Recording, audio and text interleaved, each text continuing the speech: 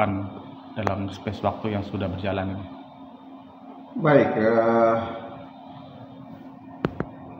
langkah-langkah yang kami ambil sekarang bagaimana supaya KEK itu tidak dicabut oleh Sekdenas atau dari pemerintah pusat. Sehingga langkah-langkah ini yaitu langkah yang kami ambil pertama ini dengan investor. Investor ini namanya PT Sino. Jadi kalau Sino ini kami sudah ketemu di Jakarta, kami menyambut mereka baik di Jakarta maupun di Sorong, sehingga mereka sudah menuju ke Sorong dan mereka sudah melihat lokasi yang telah kami siapkan itu. Kemarin kami sudah meninjau lapangan, mereka juga sudah berminat dan ini mereka pastikan bahwa mereka akan bangun ini dalam bulan Desember ini. Jadi dalam bulan Desember ini mereka sudah masuk untuk peletakan batu pertama. Mudah-mudahan ini tidak meleset lagi sehingga KEK kita bisa selamat dari ancaman pencabutan. Insya Allah tidak ada masalah sekarang. Jadi kami punya hati besar sekali untuk KEK ini tidak akan dicabut. Karena ini investor sudah masuk. Ini pertama ini 200 hektar. 200 hektar itu tahap pertama. Tahap kedua itu sudah tambah lagi 200. Dan sudah jadi 400. Nanti berikut lagi mereka akan pakai sampai 800 hektar. Makanya kami akan sampaikan ke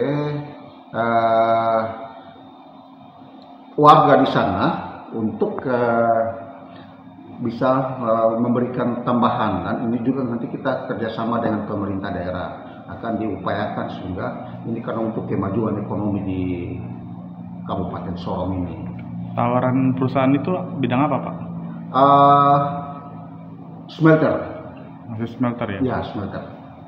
Smelter. Besi, ada macam-macam mereka ada ini. Karena kemarin itu di Bantean kami sudah melihat mereka punya pabrik di sana, kami sudah melihat memang bagus sekali dan di sana itu cuma 1 lane. Di sini kita itu mereka berikan sampai 3 lane. Jadi luar biasa. Mudah-mudahan ini apa janji mereka itu memang betul-betul. Dan ini juga kita sudah mulai konsorsium ini. Ya, artinya ini betul-betul memang mereka punya niat, mereka program mereka itu memang akan mereka pasti bangun ini. Begitu. Jadi itulah kalau di investor itu ada beberapa investor juga seperti Perahu Tamara itu sudah Perahu Tamara itu udah bangun. Jadi tidak ada masalah, itu sudah menghasilkan mereka punya produksi itu sudah jalan.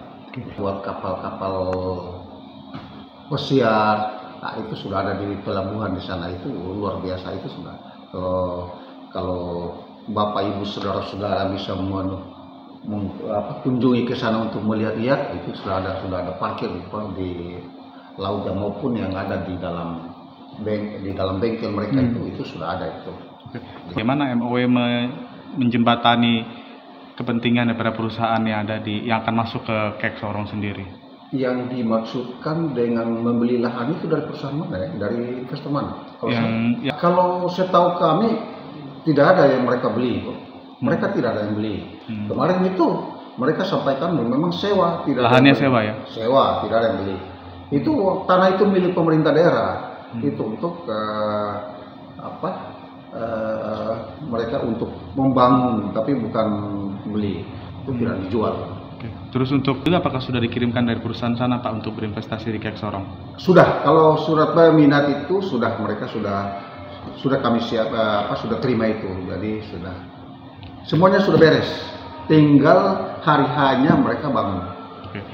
Jadi katanya kan laut di bagian depan KEK itu kan dangkal sebenarnya. Nah, solusi daripada MOW dan juga Dewan KEK yang ada di Papua Barat Daya seperti apa nanti untuk mengatasi dangkalnya perairan di depan KEK sendiri. Oke, baik. Itu kalau masalah dangkalnya pelabuhan di laut di sekitar pelabuhan itu ada apa?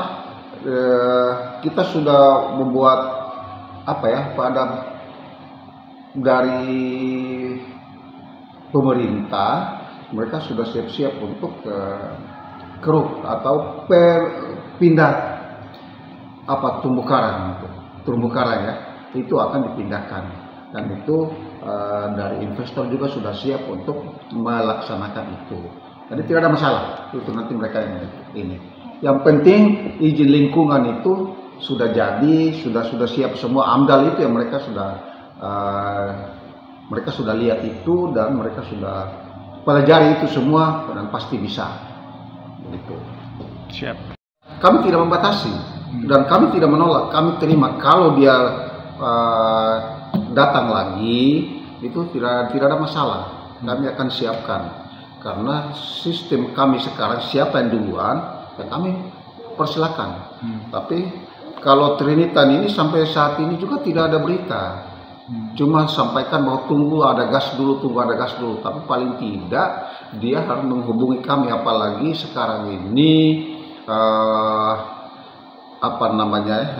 sudah ada pergantian direksi. Nah, itu perlu dia juga harus sampaikan. Tapi kenyataannya ini sampai sekarang ini kami juga menunggu, tapi kelihatannya tidak nongol ini gitu. Tapi beberapa investor kan memintanya supaya gasnya itu lancar dulu, ataupun gasnya itu disiapkan dulu. Nah, bagaimana nih Pak koordinasinya dengan penyedia gasnya?